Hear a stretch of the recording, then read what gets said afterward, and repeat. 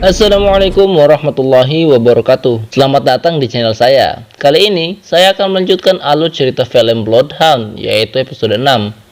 Bagi kalian yang belum menonton episode sebelumnya, bisa cek saja di channel saya ya. Oke, tanpa banyak cincong lagi, ayo kita langsung ke ceritanya. Episode 6 bermula di jalanan. Saat ini, sepupu polisinya Pak Hong sedang bertelepon dengan Pak Hong yang sedang diajak ketemuan oleh Pak Kim.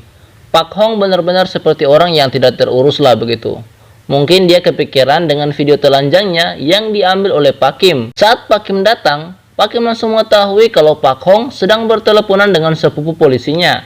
Dia pun menggunakan Pak Hong sebagai media untuk mengancam sepupunya Pak Hong untuk mencari tempat kaburnya si wakil ahli pisau. Dia mengancam dengan video bugil Pak Hong dan juga saham grup Lil. Pokoknya jagolah ternyata Pak Kim ini kalau soal ancam-mengancam. Setelah urusannya selesai, Pak Kim pun pergi dan hanya bisa ditetap jahat oleh Pak Hong yang tidak berdaya itu. 38 오토바이 보는데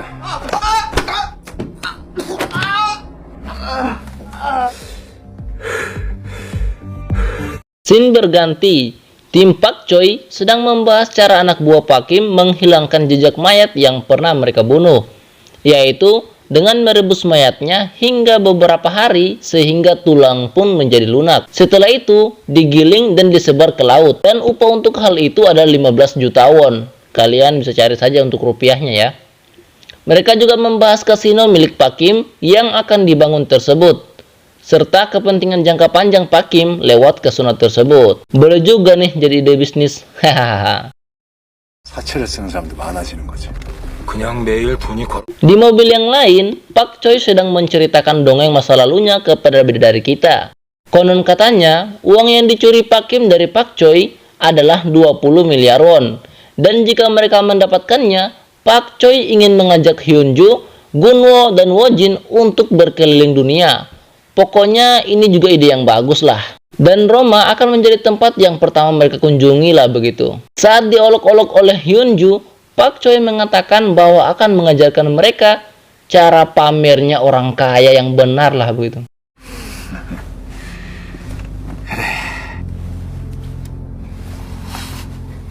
Di tempat lain, tepatnya tempat pelatihannya gangster anak buah Pak Kim sedang bersiap-siap dengan pisau dan sepatu yang dilengkapi dengan pisau kecil juga.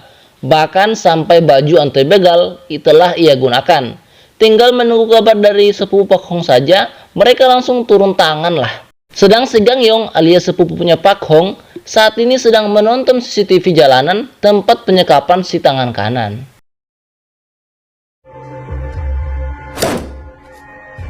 Di rumah Pak Choi, rapat kecil-kecilan digelar. Mereka membahas tentang Pak Kim dan berangkas miliknya yang sangat harus mereka dapatkan, yang tanpa mereka ketahui akan ada perang secara fisik dalam skala besar yang disiapkan oleh Pak Kim CS. Di sini, bidadari kita mengusulkan untuk jangan terlalu cemas dan bergeraklah sesuai urutannya, dan semua orang pun setuju dengan usulannya. Mereka pun mulai minum-minum bersama dan mereka tambah akrab lah begitu.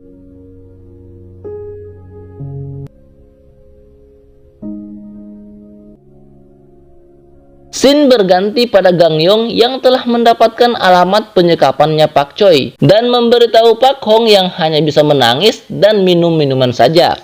Pokoknya ini adalah titik terendahnya Pak Hong. Sedang di tempat lain, dua ahli pisau Pak Choi sedang melanjutkan minum minumannya di luar. Si wakil pun memberitahu kalau dia akan segera menjadi ayah. Kayaknya nih dia yang bakal mati nih. Biasanya film kan begitu. Di sini si ketua memarahi dia karena tak pernah memberitahu si ketua. Dan si ketua juga memberikannya uang untuk membelikan daging kepada istrinya. Dia pun berterima kasih dan berjanji akan membelikan daging untuk istrinya. Setelah itu, si wakil ketua pun naik ke taksi online yang dipesannya dan segera pulang setelah acara peluk-pelukan dan dadah-dadahan. Di dalam rumah, Pak Choi sedang mengajarkan Gunwo hal-hal baru dan menceritakan kisah mudanya. Kisah seseorang yang meminjam uang padanya yang berakhir bunuh diri. Dan juga ahli pisaunya memang sudah menjadi tangan dan kakinya dari dulu, menyelidiki hal-hal tersebut. Padahal dia meminjam uang dari Pak Choi yang notabene-nya tidak memungut bunga.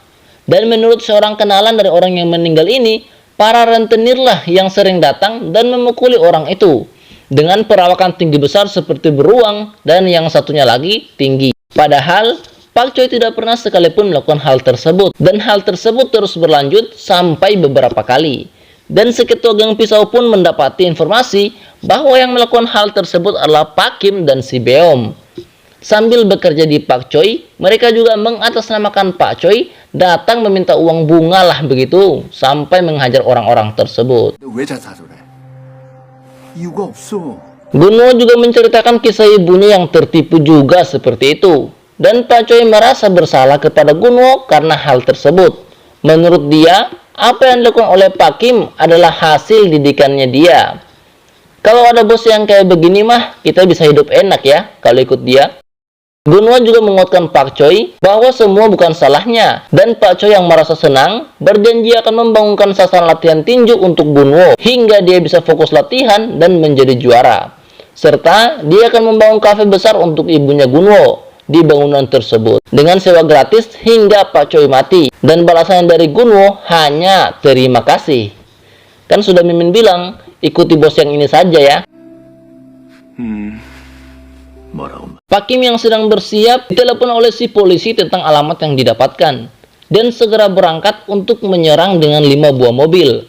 Dalam penggeledahan rumah tersebut, mereka mendapatkan foto pernikahan si wakil geng pisau. Tuh kan, Mimin bilang apa? Pasti dia akan mati nih. Pak Kim yang sudah berpengalaman dengan cara kerja Pak Choi pun langsung mengetahui cara dan alat penyiksaan yang digunakan oleh Pak Choi CS. Karena tidak mendapat apa-apa dari rumah itu, mereka pun bergerak untuk menangkap Pak Choi. Mereka lalu bergerak untuk menangkap si wakil ketua yang KTP-nya pun ada di tempat tersebut. Saat datang, mereka berpura-pura sebagai tetangga dan mengetuk pintu.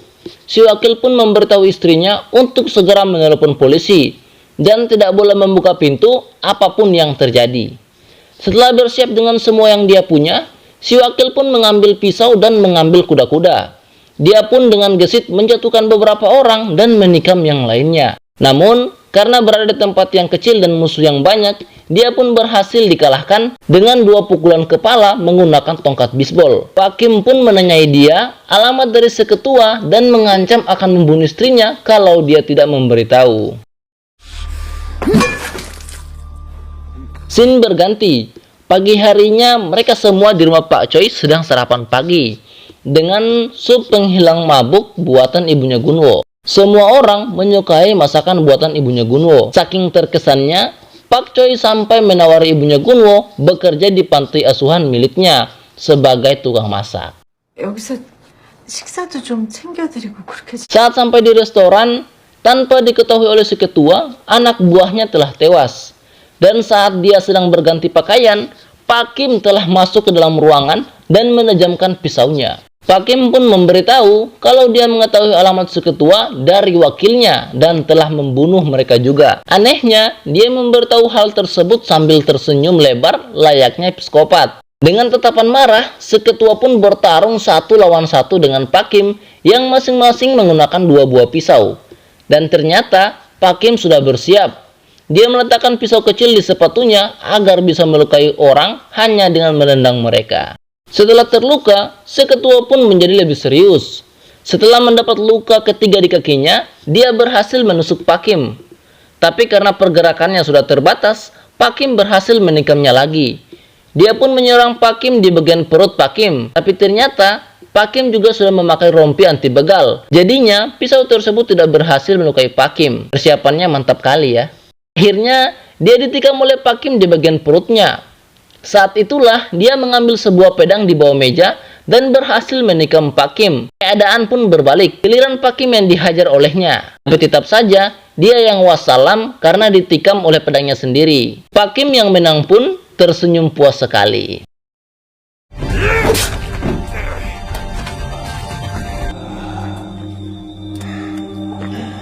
Di tempat lain, pasukannya Pak Kim telah sampai di rumahnya Pak Choi. Namun Gunwo dan Hyunju sedang mengantar ibunya Gunwo ke panti asuhan. Anehnya, rumah orang besar seperti ini tidak ada penjaganya sama sekali. Jadi anak buah Pak Kim bisa masuk dengan gampangnya. Di dalam rumah, Wojin yang sedang makan mengetahui kedatangan anak buah Pak Kim dan mereka pun baku pukul. Anda saja ini film laga kungfu, Ip Man atau Bruce Lee, pastinya mereka bisa menyelesaikan dengan mudah para preman ini. Tapi beda dengan Wojin, dia dihajar habis-habisan. Dan Pak Choi pun juga berhasil merobohkan beberapa orang setelah ditembak. Dan Wojin yang bertarung dengan ketua gangster berakhir ditikam setelah pertarungan panjang. Kini tinggal Pak Choi yang berhadapan dengan Beom. Beom pun menghajar Pak Choi habis-habisan. Dan serangan terakhir Beom dengan mematahkan tulang belakangnya Pak Choi ala Bruce Lee.